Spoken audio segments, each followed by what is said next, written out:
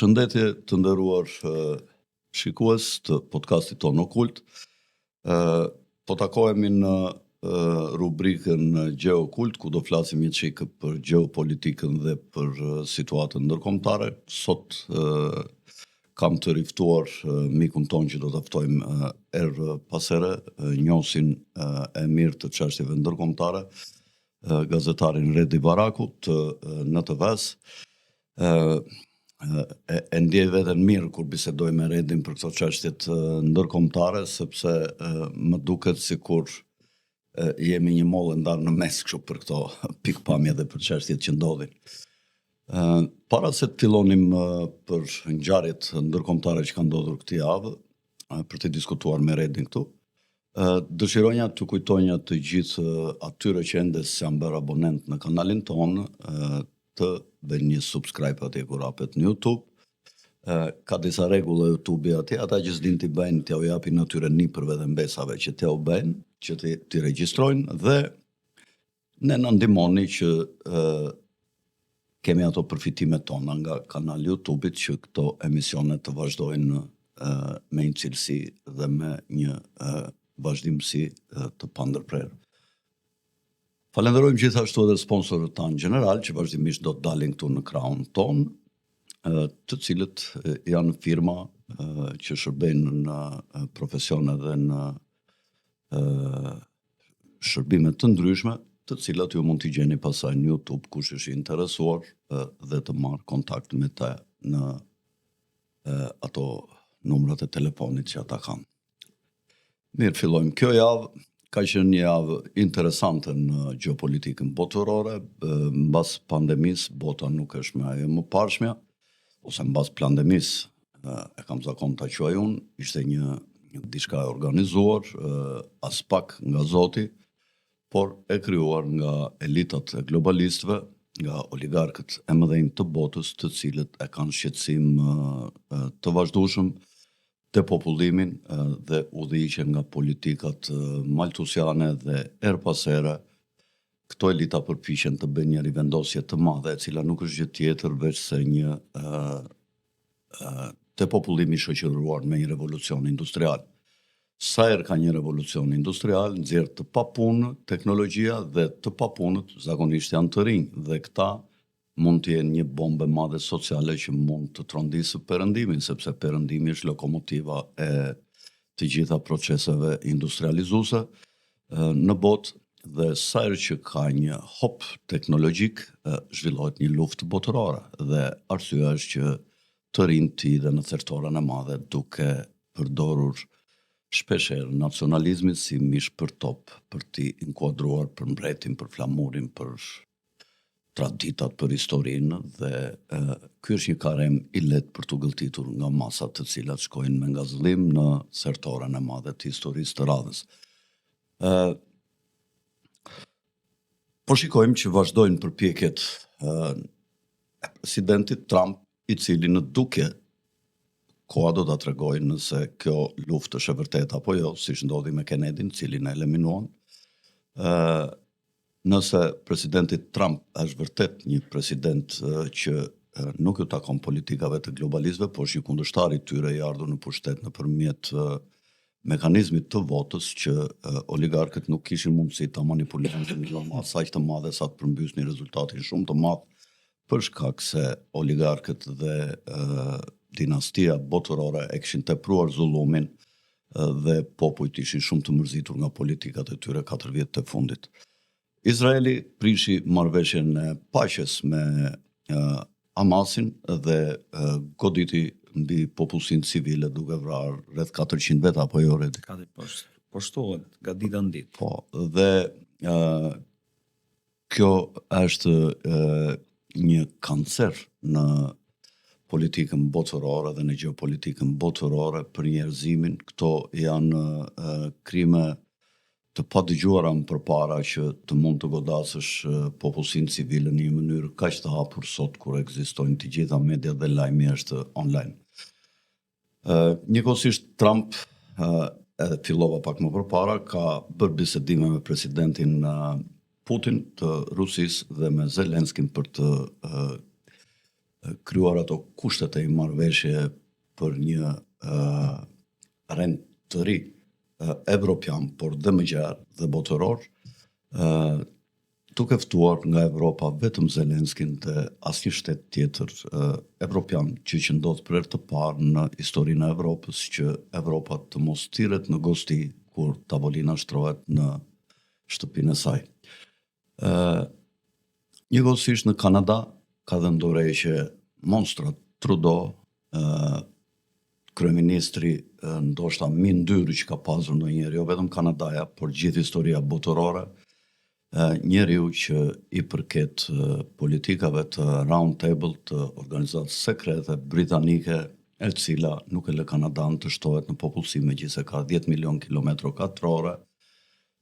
Kanadaja gjithmonë nuk i ka kaluar 32 apo 33 milion banor për shkak të politikave maltusiane të ndjekura dhe më parë nga perandoria britanike, siç ka qenë kriza e patatave në Irlandë, e cila nuk ka qenë gjë tjetër veç se një ndjekje të politikave maltusiane për t'i lënë të urritur njerëzit që të shkaktoheshe depopullimi. Redi, si i shikon këto marrëdhëniet Shtetet e Bashkuara Kanada pas shpalljes së Trumpit si president dhe deklaratës së tij që Kanadaja do të bëhet shteti i 51 në një kohë që Kanadaja është në Komonveltin Britanik, pra automatikisht me një deklaratë të tillë i shpallet lufta Britanisë. Po.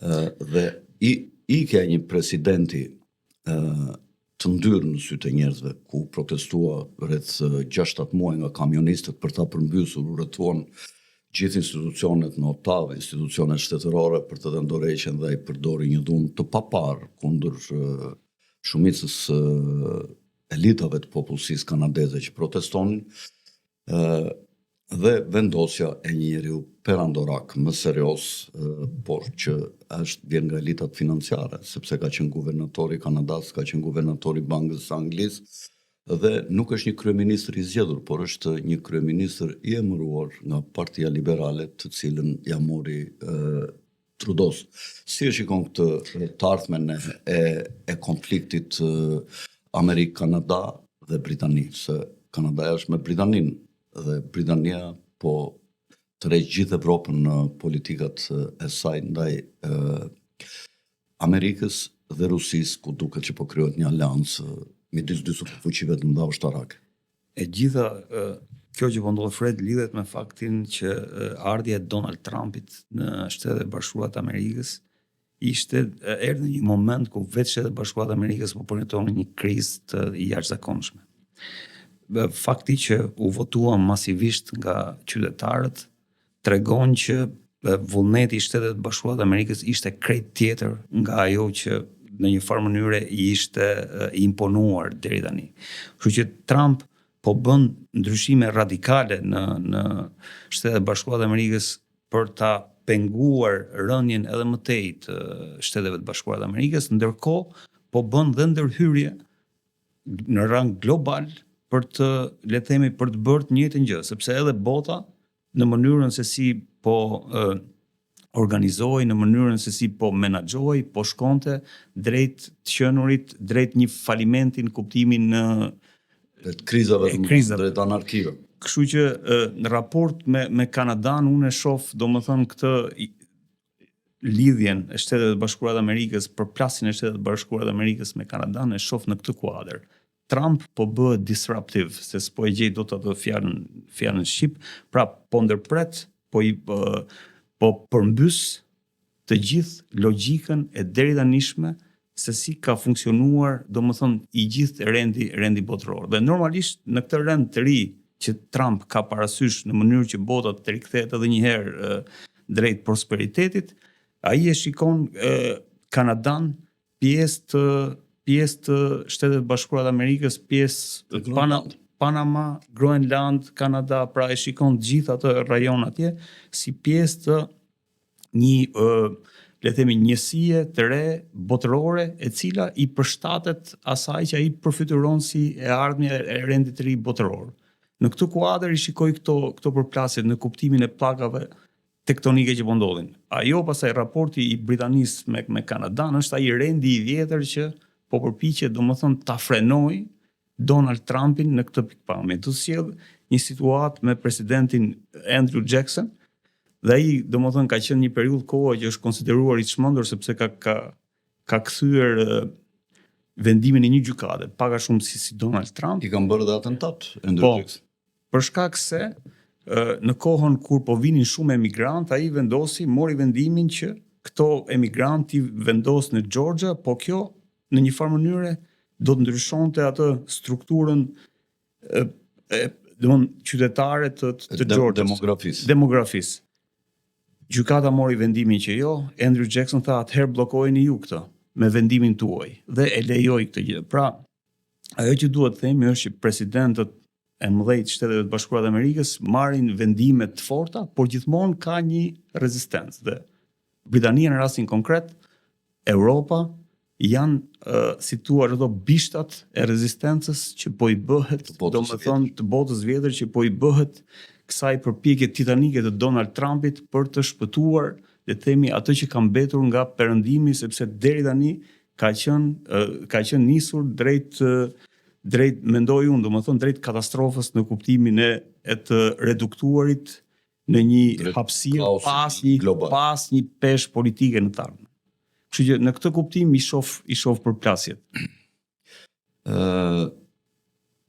Britania e cila në atë që quhej Aleanca Transatlantike ka domethënë që kishte edhe NATO si krahun e vet të armatosur për të mbrojtur vendet e perëndimit që ishin anëtarë të NATO-s, duket se po shkërmoqet për shkakun se, siç e shpjeguat dhe juve, për shkakun se Amerika, e cila ka një pjesë të deep state-it e ka brenda, që sapo i ka larguar nga pushteti, janë kryesisht bizneset dhe politikanët e mbështetur, politikanët liberal të Partisë Demokratike të mbështetur në këto biznese, ku spikat sidomos familja më e fuqishme në Shtetet e Bashkuara, që janë Rockefellerët, dhe të cilët kanë kryesisht monopolin e naftës dhe tregtisë së naftës, që është lenda energjetike më e rëndësishme për çdo ekonomi botërore, po dhe për Amerikën. Dhe Trump i është kthyer dy lloj politikave, politikës proteksioniste në politikën tregtare, pra tarifore, për të tarifuar mallrat e huaja, dhe së dyti politikë vetëmjaftueshmërisë ekonomike në politikë, kur tha që ne kemi naftë, tha, më shumë se çdo vend tjetër në botë. Pra, ai kërkon që kompanitë të reja ty në tregjet e naftës që mbështesin politikat e Trumpit, dhe që Amerika, e cila nuk pret nga Rockefellerët si pjesë e deep state-it që ta mbështesin këtë strategji të Trumpit për zhvilluar ekonominë amerikane dhe për të dalë nga bataku ku e kanë futur dorë demokratët me Bill Clinton, me Obama, me Bidenin sidomos, dhe mendon që në këtë luftë të madhe tregtare, ku lufta për burimet energjetike do të jetë vendimtare, ai kërkon që të ngrerë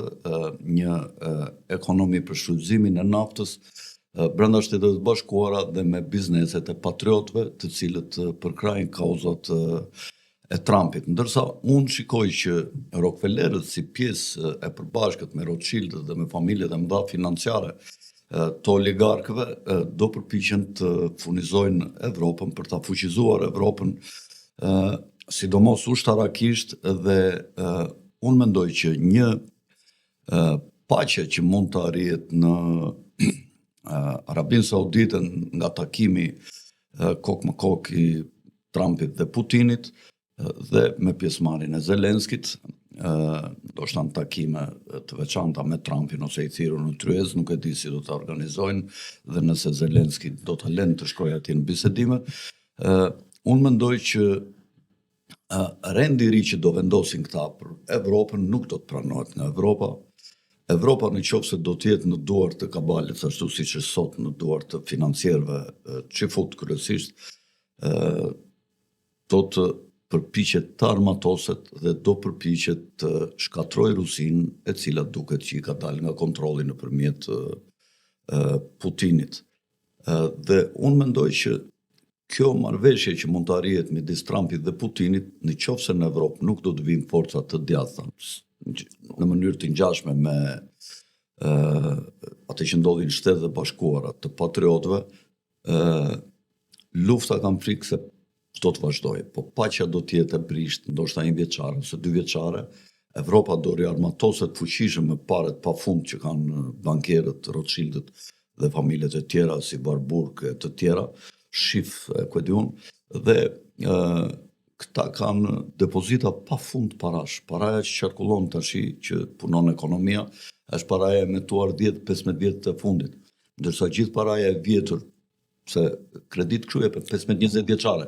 Pra, ekonomia e ka paran me qira, sepse i kthehet dikujt paraja, i kthehet atij që e ka dhënë borxh, se dikush e ka dhënë borxh atë para, dhe ajo para do t'i kthehet atij që e ka dhënë borxh, dhe dore parë janë këta që e presin paran dhe këta kanë magazina pafund me para. Ja shiko, këta 800 miliard me njëherë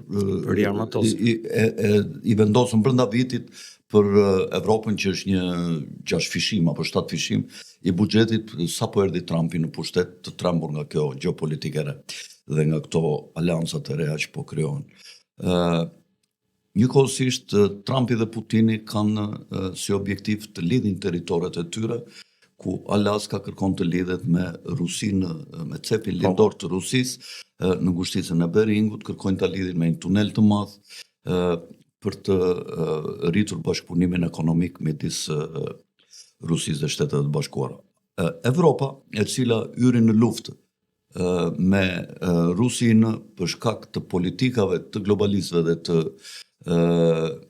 administratës së vjetër të Shtetet e Bashkuara, të Bidenit, në bashkëpunim me kabalën e Londrës, këta u shqetësuan nga që pasuritë energjetike të Rusisë, gazi dhe nafta po vinin me çmime të ulta në Gjermani, Francë dhe Itali, këta me njëherë hapën luftë që mos lejonin që Evropa të forcoheshe. Dhe tashi që në Amerikë erdhi një president i cili nuk e do luftën me Rusinë, budallënët e Evropës vazhdojnë dhe këmbëngulin, kërkojnë luftë, në një kohë që administrata e vjetër i futi në luftë dhe u shkatroi ekonominë. Në vend që këta ta ndërpresin luftën dhe të fillojnë bashkëpunimin ekonomik me Rusinë, siç e kishin filluar para luftës, para vitit 2022 të rindërtojnë tubot e gazit dhe ta blejnë naftën dhe gazin me çmime të lira, zhvillojnë ekonominë e tyre, duke me ato politikën që të bashkohet Evropa me Rusinë. Këta budallënj thonë për shkak të politikanëve globalistë që kanë vendosur, vazhdojnë të shprehen që jo, nëse pranojmë paqen, ne do bëjmë luftë me Rusinë, ne do armatosemi, dhe çuditërisht në votimet e fundit që u bën në Gjermani, votuesit lëvizën pak djathtas, po duhet kishin lëvizur akoma dhe më djathtas, sepse në fakt ajo që quhet ato që CDU-ja që quhet Parti Kristian Demokrate e qendrës së djathtë, në fakt është Partia e Qendrës, dhe ky si e ka ky Merz. Ky Merz është deklaruar një lloj si globalistët, me shprehje për një luftë apokaliptike me Rusinë, për ta kthyer Rusinë atje ku ishte, ku në fund të fundit lufta Ukrainë-Rusinë pak a shumë ka qenë një luftë civile midis popujve të njëjtë, të ngjashëm dhe që kanë origjina historike të përbashkëta. Po në lidhje me lindjen e mesme Redis. Jo, të desha të shtoj diçka për këtë, dalim dhe te lindja e mesme. Ajo që unë shoh tani, Fred, është që diplomacinë duhet ta shohim si një lojë pokeri. Domethënë, kur ke letrat këqija, thot një gjeostrateg i madh, duhet të qeshësh në mënyrë që ai që ke përballë mos e kuptojë që jenë vështirësi. Sepse po ta kuptoj, ti do paguash çmim shumë të rënd për atë. Nëse i ke letrat e mira, duhet sillesh sikur të ka vdekur nëna, thotë ai. Në kuptimin që tjetrit mos lexoj kurrë letrat që ti ke në dorë. Besoj që jemi në këtë pikë. Europa nuk ka letra fare. Letrat këtu i ka SBA, i ka edhe Putini. Mendoj që SBA i ka letrat shumë të mira. Ndërkohë që Putini është ai që i ka letrat, domethënë shumë pavarësisht se si po tregohet, duhet të sjellin vëmendjen e qytetarëve që ka 3 vjet që bën luftë në Ukrainë, ka pas një mundësi për gru shteti nëpërmjet Prigozhinit nëse të kujtohet. Pra, Putini në një farë mënyre e di që është në vështirësi, po këtë e di dhe Trumpi. Dhe Trumpi po përpiqet t'i shpëtojë fytyrën. Pra, pavarësisht se Europa, unë jam me ty, do bëj gjithçka, atë luftë që do të nisi në Ukrainë nuk e ka me Rusin, e ka me Trumpin. Dhe e ka me modelin e ri që po vjen, e ka me frymën e re, me rendin e ri që po nin. Po përsa i përket asaj që po ndodh midis Trumpit edhe Putinit, besoj do ketë paqe, jo shumë shpejt, do ketë paqe, por jemi në pikën që se kush do të shpëtojë fytyrën e vet për ato që quhet politike brendshme. Trump, mos harrojmë që është akuzuar shumë që është agent i rusëve etj, kështu që Trump budallëqe, por që Trump në një farë mënyre i tregoi europianëve pasi ndërpreu atë shërbimin inteligjent për sa i përket luftës, Ukraina dështoi Kursku u mor nga rusët, i tregoi që nuk kishin ç'bënin.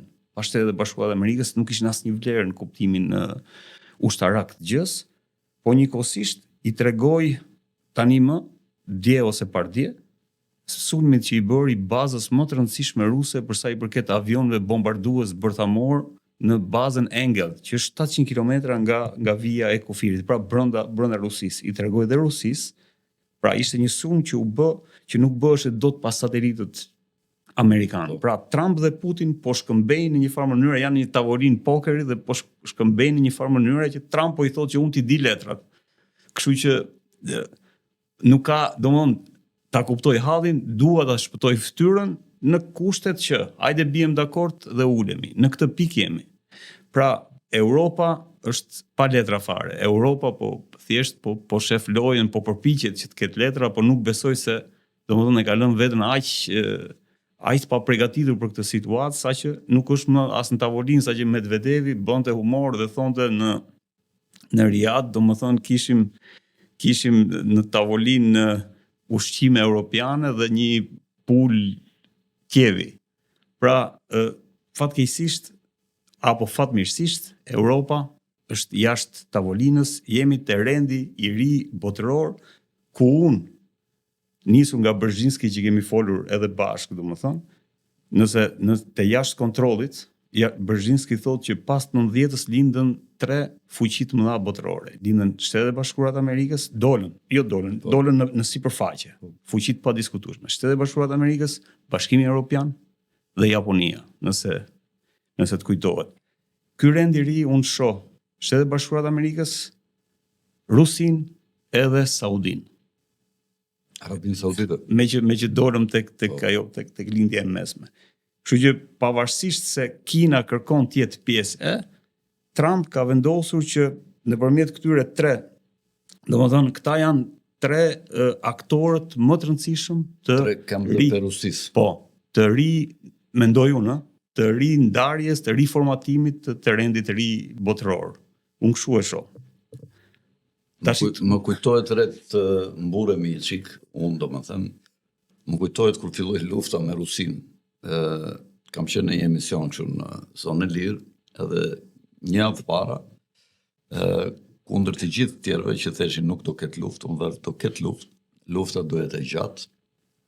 Ky kloni Zelenski, Donbas, është një sharlatan, është një ndyrësirë që ka ardhur nga globalistët me revolucion për të dëmtuar prosperitetin dhe të ardhmen e popullit Ukrainës, dhe i kanë bërë thirrje disa herë dhe kryeministri shqiptar që dilte atje me atë shpatën, atje në OKB që luftonte me atë përfaqësuesin rus, thua se i kishte mbetur Shqipërisë të bënte nga ato trimërirat me një ambasador budalla që kishim ne atje që jepnin sa fjalime këta që futët e i lexonte atje, sigur i dukesh e vete, sigur ishte një strateg i madh botëror, një idiot.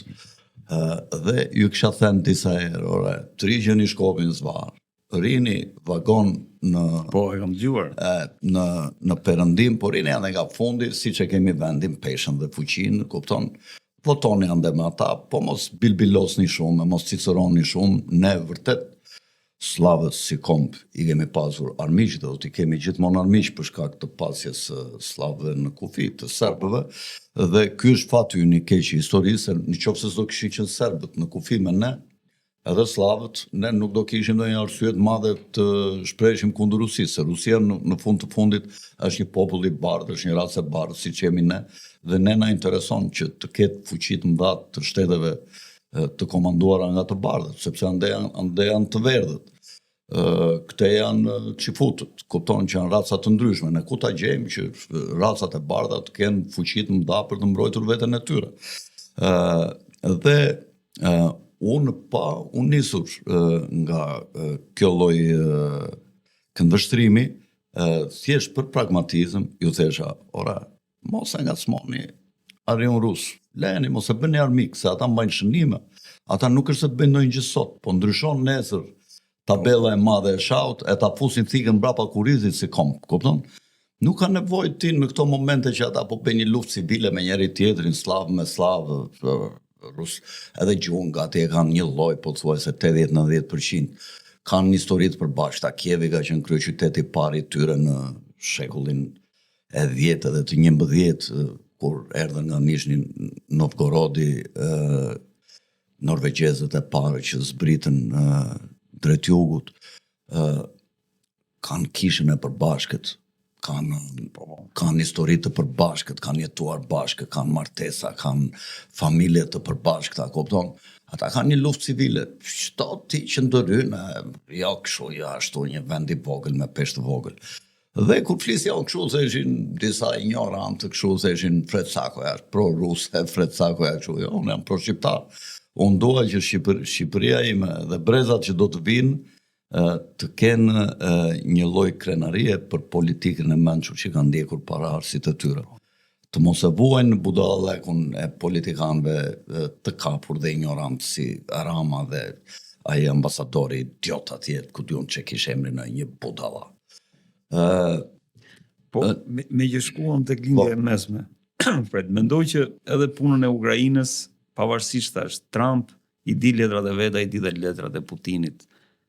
Por Ukrainën është marrë, besoj, vendimi do ketë një paqe, pjesa tjetër, zgjatja apo dita deri kur të shkojmë te paqja lidhet me detaje që se kush do të shpëtoj atë që thash fytyrën e vet në politikën e brendshme, sepse edhe shëndrimet që kanë. Absolutisht, sepse edhe Putini nuk mund të pranojë, domethënë që të marrë vetëm 20% të Ukrainës, ndërkohë që janë vrarë masivisht shumë të rinj rus. Pra ka një e gjitha kjo lidhet me detaje. Pra për Ukrainën mendoj që sa mendoj që është numri i vrarëve, se ka raportime ndryshme, po tash po del rreth 100.000 nga dy palët. Po shumë janë, edhe aq, nëse janë shumë janë. Se më përpara raportoheshin nga 400.000, 1 milion.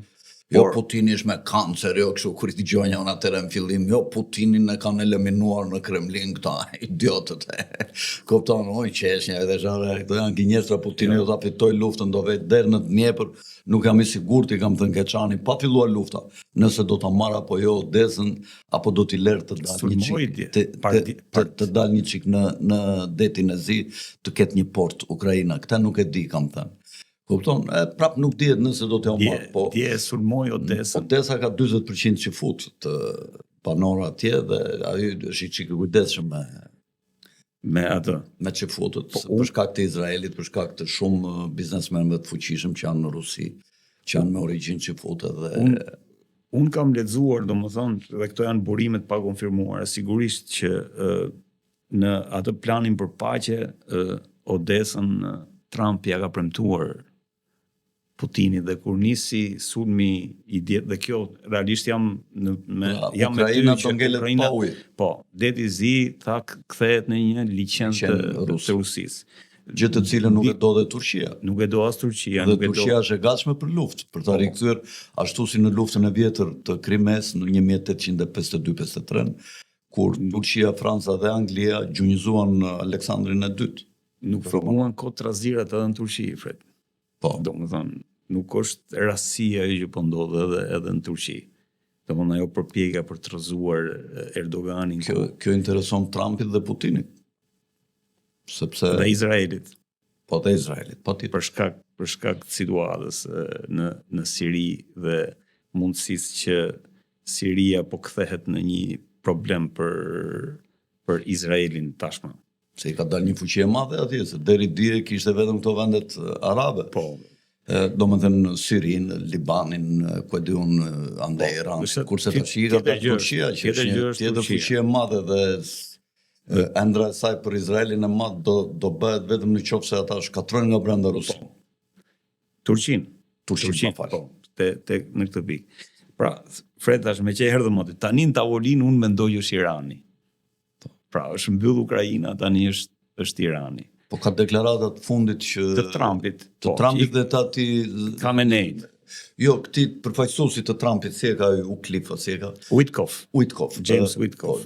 Ai ka deklaruar që letra e Trumpit, sot ka deklaruar që letra e Trumpit nuk ishte kërcënuese për Iranin, ne do shikojmë mundësinë që të vendosim një paqe të drejtë me Iranin dhe presidenti Trump e ka mohuar komplet dëshirën e tij për një luftë. Tashi Trumpi ka një natyrë që ndryshe thot, ndryshe bën, dhe nuk e dim se çfarë do ndodhë, por në fakt ajo që ka bërë në përgjithësim politik gjatë 4 viteve të para, Trumpi ka qenë një politik paqësore dhe gjithmonë ai ka zgjedhur marrëveshjet dhe negociatat dhe nuk ka hedhur asnjë bombë, është president që s'ka hedhur asnjë bombë për 4 vjet e ca që po sundon. Nuk e dim nëse do ta vazhdojë këtë që të mos bëj luftë me Iranin dhe më ranë sy shumë edhe vajtja e Benjamin Netanyahut dhe spritja e tij në aeroport nuk e priti askush. Ka kaluar si një njeri i zakonshëm me ato valixhet që merrin shoqëruesit e tij, nuk i doli asnjë zyrtar. Ishte një ofendim i madh për Netanyahun kjo. Ofendim për shkak se e ke para apo jo? Ti po mos sjell vëmendje dhe unë e lidh me atë që të thash. Nuk është më Izraeli, është Saudia në rajon. Dhe kam frikë, domethënë thash nga te ky rendi i ri botror dhe jemi thjesht në sinjale, në indicje, jo në prova, kam frikë se dhe kjo është pasojë e faktit që Saudia po merr një rol krejt tjetër në atë rajon dhe kjo e ka zbehur edhe rolin e Izraelit për sa i përket vendimeve gjeopolitike që po ndërmerren. Tani shkojmë tek Irani. Unë mendoj që tani kanë hyrë rusët garant për Iranin tek Trumpi. Pak a shumë kjo është ajo që thuhet. Rusët kanë hyrë garant për faktin se ajo që apo centralet ku rafinerit ku pastrohet uraniumi, plutoniumi etj. Do të mbeten në kuadër të centraleve të energjisë, domethënë të energjisë elektrike, centraleve bërthamore që nuk kanë lidhje me bombën bërthamore. Rifutja, domethënë Iranit, mos harrojmë që 83% të naftës ja shet sot Kinës. Po. Mos e harrojmë këtë. Pra, vazhdojmë tek ajo që bëm tek emisioni i parë. Shtetet e Bashkuara të Amerikës vazhdojnë t'i shkëpusin copa të mëdha influencës kineze. Dhe kjo lidhet e gjitha tek përplasja, mendoj unë, kjo është thjesht deduksioni im, përplasja SBA Kin dhe këtu tani po vendoset për Iranin. Unë mendoj që interesi sot i Iranit do të jetë që duke qenë se është një shtet me burime të mëdha të jashtëzakonshme energjetike, do të jetë që këto burime t'ia shes qoftë Europës, qoftë Shtetet e Bashkuara të Amerikës, sepse përfitimin janë 2 tregje të jashtëzakonshme dhe përfitimi shumë herë më i madh se sa raporti me Kinën, por do ta shohim se si do shkojë. Por ka një përpjekje midis SBA-ve dhe Rusisë për ta tërhequr Iranin në sferën, mendoj unë, kjo është të aleancës së tyre. Dhe kjo vazhdon tek izolimi i Kinës, te përpjekja për të izoluar Kinën. Që Irani mos i kalojnë në Evropë burimet energjetike. Këta duan ta lënë Evropën pa burime energjetike, por kompanitë Rockefeller që janë këto 6 motrat e Teksasit që nxjerrin mbi 70% të naftës në lindjen e mesme, këto do ta transferojnë naftën në Evropë. Unë kështu e mendoj dhe duan të krijojnë një aleancë midis Kinës dhe Evropës, kabal, për të kundërvënë aleancës Rusi Shtetet e Bashkuara dhe duket që Kina ka filluar këto kohët e fundit që i shet dronë Ukrainës. Po. Dhe Kina po luan me 2 standarde tash. Janë 2 opsione në tavolinë, mendoj unë. Një është që Rusia dhe Shtetet e Bashkuara ta tërheqin Kinën në politikat e tyre kundër Evropës dhe kabalës.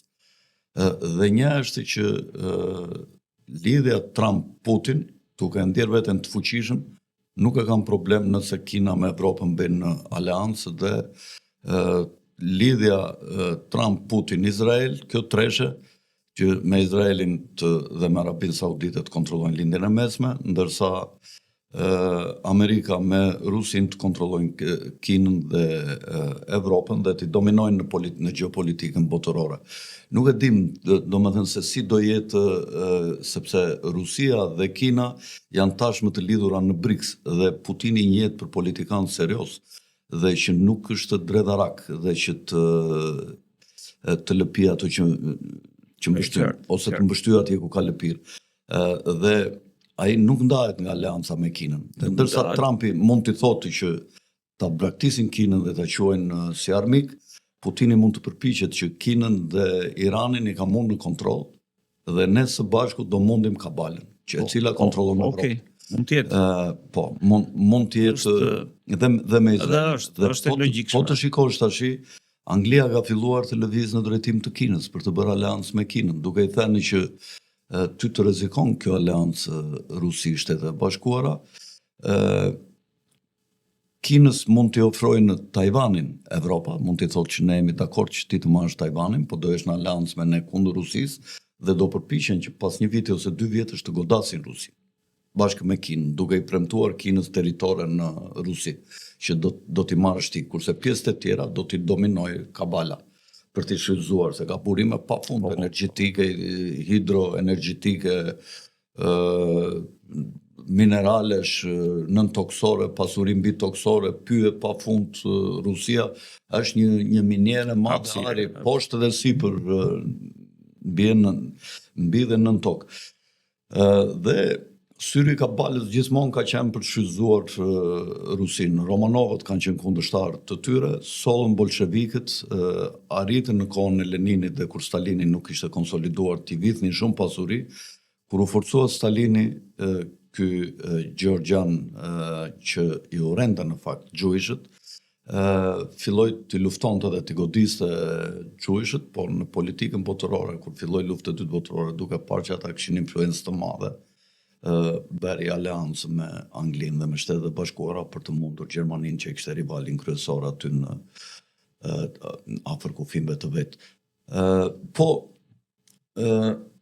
Redi, kjo politika e Kinës si po duket kështu, ky presidenti kinez nuk pranoi të vinte tash në Bruksel për 50 vjetorin e marrëveshjes Bashkimi Evropian, ku festuam dërgoi kryeministrin, nuk erdhi vet, se ishte një ngjarje e rëndësishme kjo marrëdhëniet.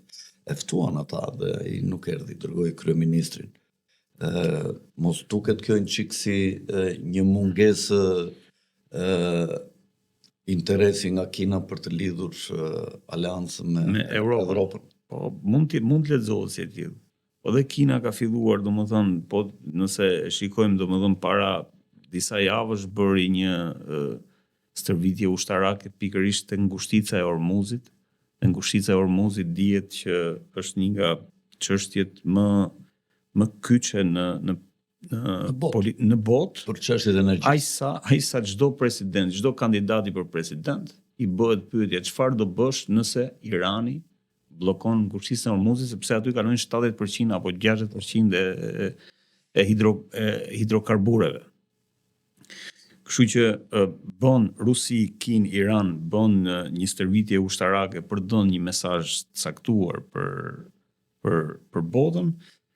Në raport me Europën, pavarësisht se edhe herës tjetër në emisionin që ishim bashkë, domethënë më ngacmoi shumë ideja që Kina do të bashkëpunojë për shkak edhe të tezave tua, mund të bashkëpunojë me Europën, do ta shikojmë sepse unë mendoj që pavarësisht përpjekjeve tavolina sot më e rëndësishme që i vendos çështjet është kjo që po flasim.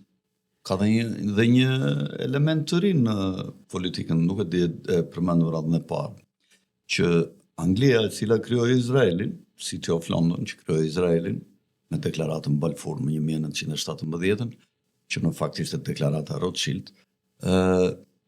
ka filluar në shumë pika të rëndësishme të politikës së Izraelit po i del kundër dhe po bëhet me arabët, Evropa.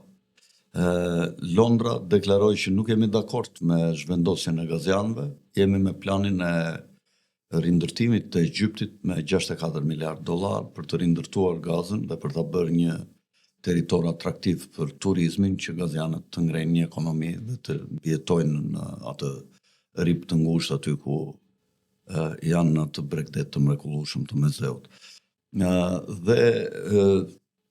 Po më çudit këto lloj shëndrimesh që tash Izraeli që është një krijesë e Rothschildëve, të cilët janë me kabale, dalin me arabët dhe i bëjnë thirrje Izraelit për statu quo. Ndërkohë Izraeli godet dhe riap luftën me Hamasin. Pra, nuk pranon kërkesën e Evropës për të vazhduar paqen dhe për të realizuar plani i arabëve dhe i Egjiptit për rindërtimin dhe për t'i lejuar gazianët aty. Pra duket që Izraeli po i kthen shpinën atyre që kanë krijuar, pra Rothschildëve, dhe po kthehet me Shtetet e Bashkuara, sepse Shtetet e Bashkuara janë ato që mbështetin për momentin krijimin e Izraelit të madh, por unë mendoj që Trumpi, Izraeli madh, është një ndër e kabalistëve që të shkatronin Amerikën pasi të ndërtohej Izraeli madh dhe qendra e botës mos ishte Washingtoni dhe New Yorku si qendër ekonomike dhe tregjeve financiare, por të ishte Jeruzalemi. Ky ka qenë plani i kabalës. Dhe politika është shumë e koklavitur dhe shikohet nga pozicione të ndryshme me këndvështrime të ndryshme e pamje të ndryshme.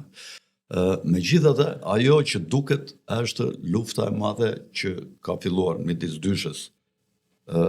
Rusi, Shtetet e Bashkuara kundër kabalës e cila sot kontrollon Evropën, por dhe Kinën pjesërisht nëpërmjet bankave, sepse paranë e Kinës e emetojnë Rothschildët.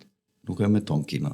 Paraja kineze nuk është pasuri e popullit kinez dhe shtetit kinez, por është pasuri e bankierëve çifut.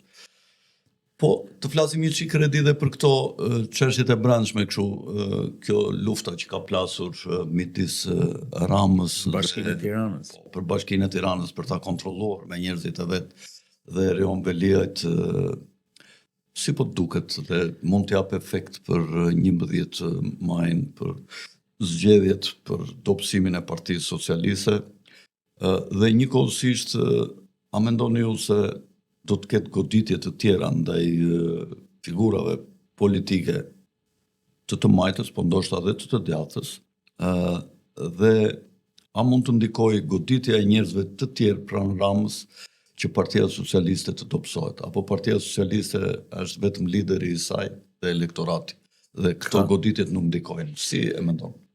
Unë domethënë e kam ndjekur këtë situatë, sidomos deri në momentin ku do jepe edhe vendimi i apelit për masën e sigurisë Veliajt, ka pasur dhe ne si gazetar kemi informacione të ndryshme, cilat u vërtetuan për faktin se zgjatja e masës së sigurisë zgjati 3 ditë. Dhe ishte ato ditët që po bëheshin dhe listat. Ndërkohë që edhe ditën kur erdhën dhe avokatët e kabalës të Veliajt nga Shtetet e Bashkuara. Po, edhe kjo, duhet shtuar edhe kjo.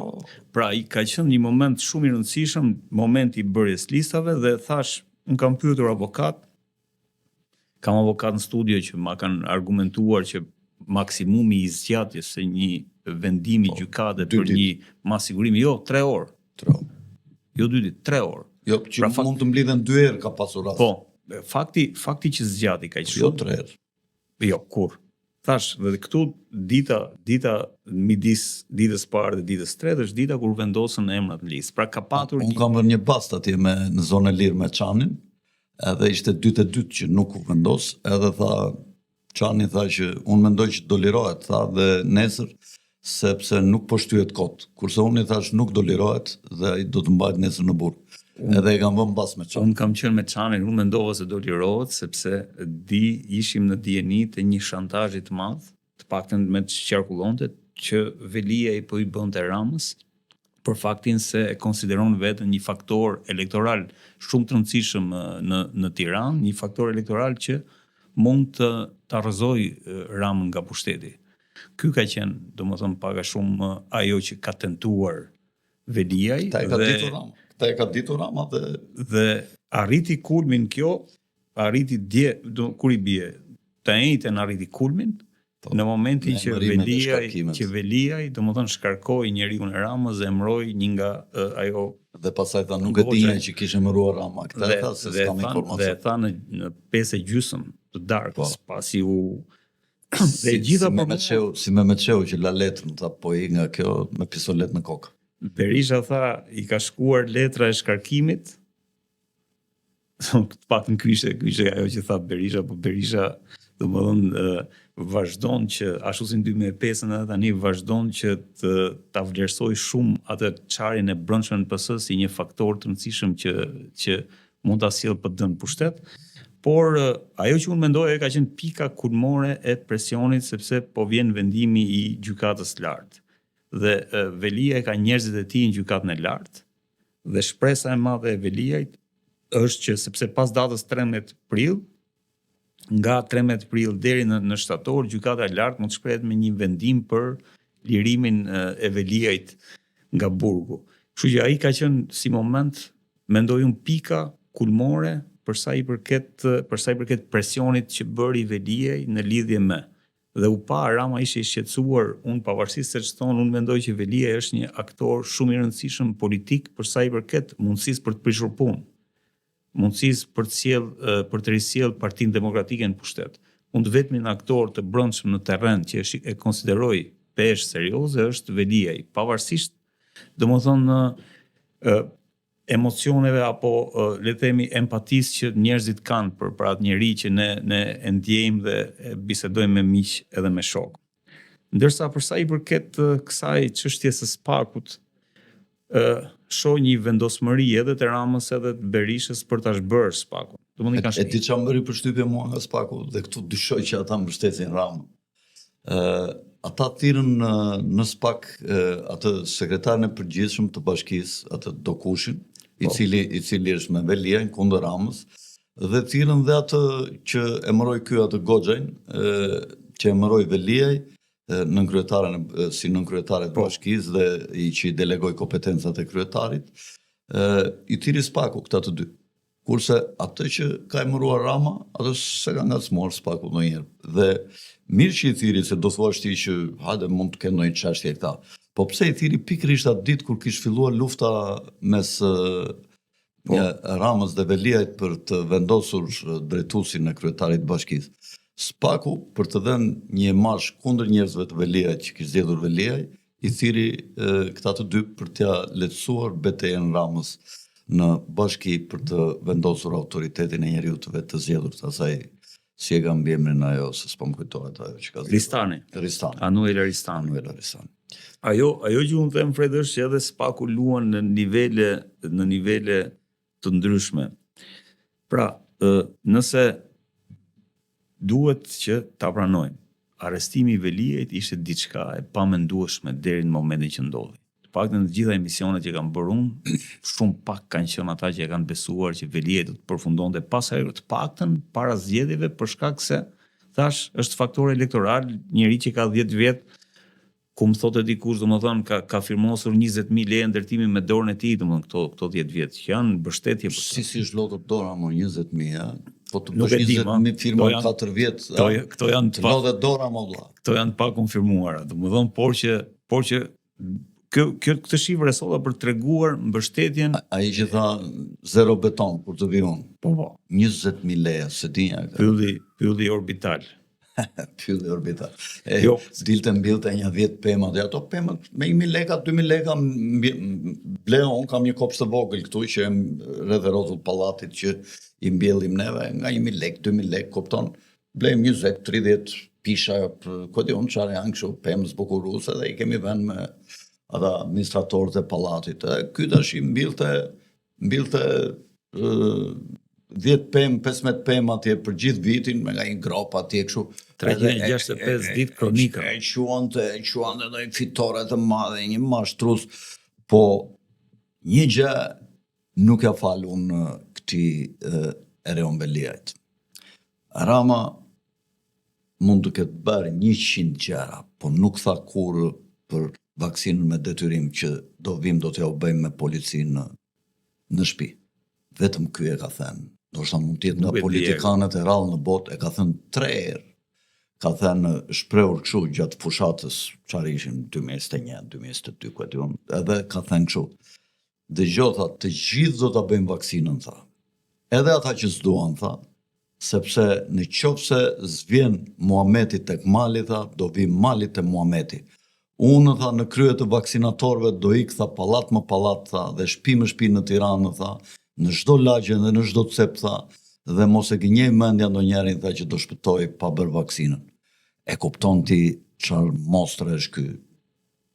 Domethënë një kabalist i ndyrë dhe një fundërin e këtyre që ndjekin agjendat të popullimit dhe të vrasjes së njerëzve, që nuk i bëjnë përshtypje shqiptarët fare, sepse vaksinat nuk ishin gjë tjetër veç se një proces i cili do dëmtoj shëndetin e njerëzve, do shkurtoj jetën e tyre, do t'i mbaj në për farmacitë të lidhura dhe do t'ju përshpejtoj smundjet e ndryshme që ata mund t'i kenë si defekte në trup njerëzit, dhe koha po e vërteton dhe të gjitha studimet sot në botë tregojnë që ne kemi pasur të drejtë. Megjithëse unë prap mendoj që ka një skenar mogurzi me vaksinat dhe kjo do të duket në vitin 2030, nuk dua të flas më shumë. Redi, mendoj që ta mbyllim këtu bisedën, kishe dëshirë ndonjë gjë tjetër? Thjesht ta mbyllja këtë punën e spakut për unë mendoj që sa duash flis. Jo, e mbylla. Ajo që unë mendoj është që e shikojnë në 2 nivele. Niveli i parë është si instrument të Shtetet Bashkuara të Amerikës. Duke qenë i tillë, SPAK është themeluar nga ish establishmenti që ka sunduar Shtetet Bashkuara të Amerikës deri tani.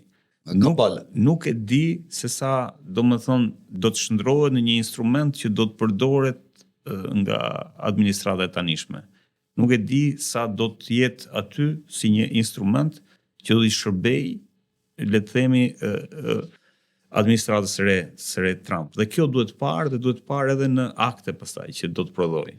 Sepse dim që ka ndaluar SPAK-u për një 3 muaj, Shtetet Bashkuara të Amerikës kanë bllokuar totalisht, le të themi, mbështetjen për gjitha krijesat e tyre që janë bërë nëpërmjet USAID-it e tjerë e tjerë. Ndërsa po të zbresim në nivele të një komunikimi publik në terren, unë mendoj që nëse Berisha dhe Rama janë deklaruar për ta zhbërë SPAK-un, pra nëse heqim Shtetet Bashkuara të Amerikës nga ekuacioni, unë mendoj që SPAK do t'i godas të dy, do të godas tek të dy anët, në mënyrë që ta reduktoj sa më pak fuqinë e tyre, sepse nesër pas zgjedhjeve do jenë këta dy që do vendosin fatin e këtyre prokurorëve dhe SPAK-ut. Mos harrojmë që Berisha ka deklaruar që do ta shkrijë. Dhe shkrirja e SPAK-ut do të thotë nxjerrja në rrugë e këtyre personave dhe nxjerrja zbuluar dhe nxjerrja, le të themi, pa asnjë lloj imuniteti. Paka shumë ajo që po ndodh edhe në Shtetet Bashkuara të Amerikës. Kështu që mbetet për tu parë. Shiko, me gjuap kjo biseda, unë mendoj kështu që Shqipëria është e sankcionuar nga si shtet politik nga marrëveshja e Londrës dhe nuk shbëhet ajo, domethënë që të zhduket nga harta politike e shteteve të Ballkanit. Dhe Kosova është blerë nga Shtetet e Bashkuara $45 miliard. Para se të fillonte lufta ishin dhënë $30 miliard dhe 15 u dhanë para se të hynte ushtria e perëndimit e NATO-s në Kosovë, kur ushtria ruse kapi aeroportin e Prishtinës. Pikërisht u negocua, u bë kjo pagesa $15 miliard dhe u mor në kontroll territori nga. Janë këto para me të cilat Putini, i cili erdhi shumë shpejt pas luftës në Kosovë, erdhi si president i ri i Rusisë, dhe këto $45 miliard kanë qenë një burim oksigjeni për ekonominë ruse. Por Putini në atë kohë pësoi një goditje tjetër që ishte mbytyja e nëndecës Kursk, dhe filloi që imazhi i tij të njollosesh e pam erdhur mirë në pushtet. Megjithatë, e kam thënë edhe një herë tjetër, ai tregovi shkas si duke paguar nga këto parat e Kosovës rreth 10 miliard dollar, në mos gaboj, vetëm për ta nxjerrë në ndecën e Kurskut dhe për t'u dhënë trupat familjeve të tyre, gjë e cila e shpëtoi fytyrën e Putinit si president i ri që sapo kishte filluar karrierën e tij politike në nivele të larta në Rusi. Dhe në këtë kuptim edhe thënia e sekretares së shtetit Hillary Clinton në fjalimin e saj në Parlamentin e Shqipëri që e ka theksuar 3 herë që ne kemi qenë 100 vjet bashkë, do jemi 200 vjet tjerë.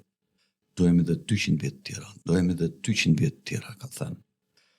Kjo ka të bëj, mendoj unë, si dyshues jam unë gjithmonë pas tyre fjalëve, mendoj që nuk është një fjalë e thënë kot. Pra, është një kontratë e fshehtë me Rusin, e cila ka aspirata gjithmonë për Ballkanin, për ta drejtuar dhe është ëndra e Pjetrit të Madh, dhe në ymrin e tyre të Lermontovit të parin, ata e kanë pasur që mema Rusi shtrihet me kokën në Azi, me këmbët në Adriatik dhe në Egje, kupton, kjo është, po e ka nequr ata tash një strofë nga ky ymri kombëtar. Pra Rusia, mema Rusit do t'i lagë do me thënë trupin e saj në shumë ujëra të ftohta dhe të ngrohta, të kripura dhe liqene të pakripura. Janë fjalët e Dostojevskit. Edhe në këtë kuptim mendoj që Shtetet e Bashkuara, pavarësisht se janë duke u larguar nga Evropa, mund të tërheqin plotësisht ushtrinë e tyre dhe ta çlirojnë në fund fundit Gjermaninë dhe Evropën, sepse Gjermania ka qenë e pushtuar dhe Italia. Nëse ikën në Amerikë, ato çlirohen nga Londra, se Londra nëpërmjet Amerikës dhe Rusisë mbante gjithmonë të kontrolluar Bashkimin Evropian, Evropën. Dhe më në fund Evropa do të çlirohet. Anglia nuk ka nga të shkojë me, s'ka ku ta vërë më pyetën, s'ka karige bosh. I ka ngelur vetëm karigja ke Evropa. Dhe më në fund atë që ka pasur armiken më të madhe, do detyrohet ta bëj aleate për të luftuar armiqtë e rinj që ajo vetë i krijoi Londra, Shtetet e Bashkuara dhe Rusinë. Pra, dëshira e Trumpit për të kthyer me një politikë të vetë mjaftueshme, duke marrë Kanadan dhe Groenlandën, unë për këtë çështjen e Kanadas dhe të luftës me perandorinë britanike për kontrollin e kontinentit të Amerikës së Veriut, kam bërë një 3 emisione përpara këtu, më të detajuara, ku kam treguar që ky konflikt ka qenë herë i hapur, herë i fshehtë, ka pasur nga Shtetet e Bashkuara në vitin 1930 dy doktrina ushtarake kundrejt Britanisë në lidhje me Kanadan, njëra quhej doktrina e kuqe dhe tjetra doktrina portokalli. Doktrina e kuqe ishte në vitin 2030 kur një ushtarak me pesh në West Point, që quhej Billy Mitchell, kërkonte që ta godisnin Kanadan dhe ta pushtonin. Dhe doktrina portokalli është në kohët e dashurisë, kur këta ishin sikur kanë një dashuri të madhe me njëri tjetrin, Britania me Shtetet e Bashkuara, pra kjo përcillet edhe ke Kanadaja, ke fëmia i Britanisë, atëre ekziston kjo doktrina portokalli, që është kryesisht doktrinë mbrojtëse nga Afrika, e goditjes prej Britanisë nëpërmjet Kanadas. Britania është përpjekur një luftën civile të përkrante atë prishjen e Shtetet e Bashkuara, duke ndihmuar Konfederatën poshtë kundër Unionit të drejtuar nga presidenti Lincoln. Kanadaja ka marrë pjesë në bashkëpunim me Anglinë në vrasjen e presidentit Lincoln, i cili prishi planet e Britanisë.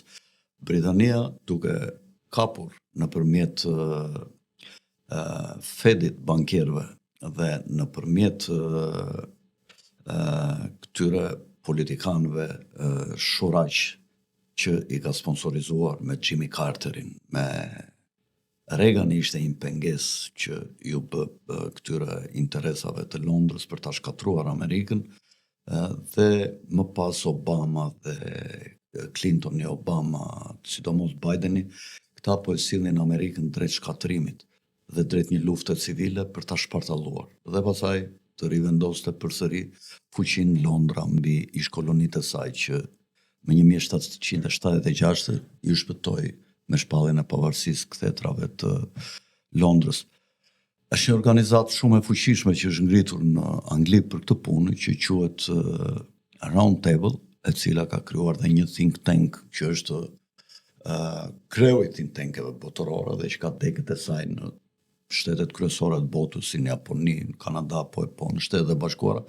Kjo është RIA, domethënë Royal Institution of International Affairs, Instituti Mbretëror për Marrëdhëniet me Jashtë, i cili ka degën e vet think tankun CFR në Shtetet e Bashkuara, që është Council on Foreign Relations, i cili nëpërmjet grupit sekret Skull and Bones të Universitetit të Yale-it ka shtënë në dorë të dyja partitë demokratike dhe republikane dhe ndiqnin procedurat për ta shkatruar Amerikën dhe për ta rimarrë si koloni edhe një herë Britania. Por dalja e Trumpit i prishi gjithë këto skema të perandorisë britanike. Duhet thënë që qoftë në Shtetet e Bashkuara, qoftë në Kanada, ka pasur dy palë njerëz që merreshin me politikë nivelet e larta. Një palë që deshin pavarësi nga Evropa dhe Anglia dhe bashkimin e kontinentit Amerikan në një të vetëm, dhe pala tjetër në të dyja vendet që mendonin që kontinenti Amerikës Veriut duhet të ishte në pronësi dhe në drejtimin e atyre që kolonizuan të britanikëve dhe të evropianëve. Por duket që me Trumpin kur thot ne jemi patriot, domethënë kjo është në kuptimi i madh që ne jemi kundër Britanisë. Ne nuk do ta lejojmë që Shtetet e Bashkuara të jenë protektorat i Britanisë dhe Commonwealth i Britanisë. U zgjat një çik biseda sepse na rëmbëri kjo. Qofse s'kemi ndonjë gjë tjetër. Besoj i ezauruam çka qenë domethënë ngjarjet më të rëndësishme të kësaj jave. Shpresojmë që të kemi ngjallur një çik kurreshtje ke shikuesit tanë të podcastit tonë Okult. S'na ngelet gjë tjetër veçse t'ju themi mirupafshim në emisionin e radhës. Redi Varakun do ta kemi këtu her pas here për këto biseda interesante. Mirupafshim.